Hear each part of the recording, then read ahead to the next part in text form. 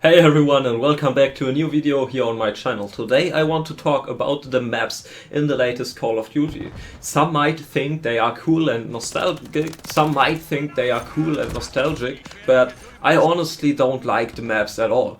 And if you have been following me for a while, you know that I started with making levels for games inside of Unreal Engine for the past 6 years now, where I also was able to help many individuals but also studios and companies with their own game levels and games in general basically. And during this time I've learned a lot about the process of creating those levels, of course, but also about how you need to structure them that it actually makes fun to play those. So now I want to analyze the Call of Duty maps now and show you why those are bad maps for multiplayer PvP, and I will also show you how you can do it better when you also plan to build your own FPS game. First of all, it looks like the Call of Duty developers get more and more lazy. It already started in the last Modern Warfare part where we had the map called Santa Border Crossing, where you just have a highway with randomly placed cars all over the map basically, which also can explode randomly basically and kill you.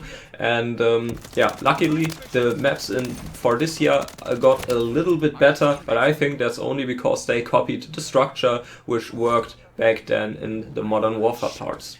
But all in all, those maps are also still far away from being good maps, because in my opinion, those old Modern Warfare maps don't work anymore with the gameplay, which got much quicker, and also the style of how people play the game changed a lot over the time. I personally really like the style of the maps, like for example Favela looks really cool, but a huge problem in my opinion this map, but also every other map has as well in this game, is that the maps are too open and enemies can attack you from anywhere. You never know where people are camping or waiting for you, since you can move and camp on every rooftop or every balcony and all that stuff. It's very crazy where people can wait for you and kill you. So there are too many spots you can't really pre-aim, or you can't predict where people are waiting for you to kill you, and that's something which is very crazy in those new maps. And when we compare this directly with maps from, for example, Black Ops 2, big difference here is that in this game there are only 3 or 4 spots where people can came from and shoot you, and in the new Modern Warfare you can't count all those angles and spots from where you can get shoot actually, which makes it hard for me to pre-aim around corners, and since you never know from which angle the people are trying to shoot you next. And bad spawns also makes those maps even worse. Often it's easily possible to spawn trap people, for example on high rise, where you can shoot with a sniper from one spawn directly into the other spawn, and that's something that should definitely not be possible in a Call of Duty. So you can easily spawn trap people there, and it's very frustrating when you have people blocking all the entrances which we have in this spawn building basically, and when you just put your head out of your cover basically, and then directly get killed from a sniper camping on the other spawn. And that's something that should definitely not be possible in a Call of Duty or in any first-person shooters. So you would need to take sure that the spawns are covered, that people can spawn in a safe space basically, and not directly next to an opponent, for example. And I also often had situations where I spawned directly next to enemies and then directly got killed, and stuff like this is just unfair and frustrating players and will cause them to leave the game. On good maps you always should know where people are coming from and where they are spawning. But let's not only rant over those Modern Warfare maps. Instead I would like to also talk about the good old Black Ops 2 maps and show you how you can make great maps for your game. The Black Ops 2 maps are iconic and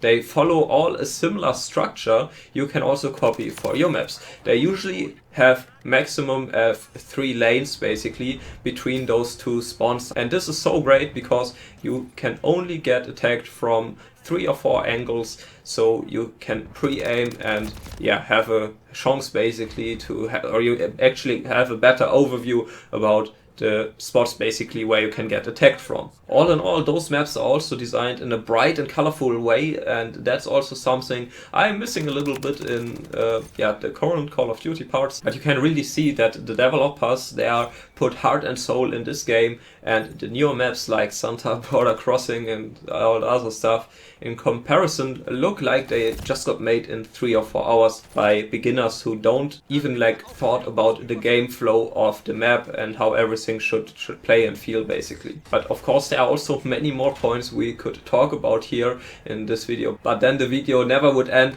And also of course every game is different. Maybe you're building a RTS game, a RPG game, or a first-person shooter, or also a third-person shooter.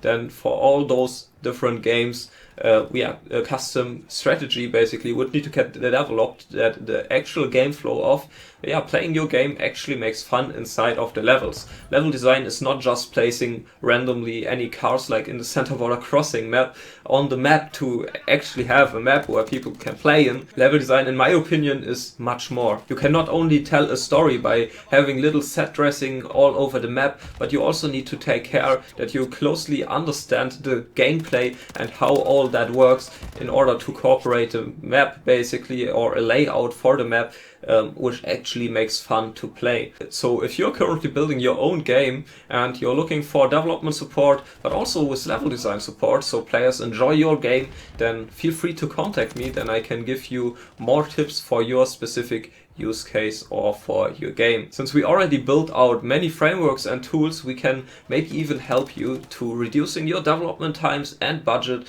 to easily build the MVP, to start crowdfunding and building up a fan base or a community for your game using YouTube and social media in general. So really you don't have nothing to lose but much to win. So feel free to contact me per mail, or also directly book a free initial meeting where I just will provide you valuable tips on how you can design the map, and we can talk more about that, how you can optimize your maps, or in general the game development process for your projects. And I'm looking forward to share those insights and support with your game as well. So I'm looking forward meeting you, and that's it for this video. Thank you very much for watching. Let me know in the comments what you think about the new Modern Warfare maps, and that's it for this video. Thank you very much for watching. Take care. Bye.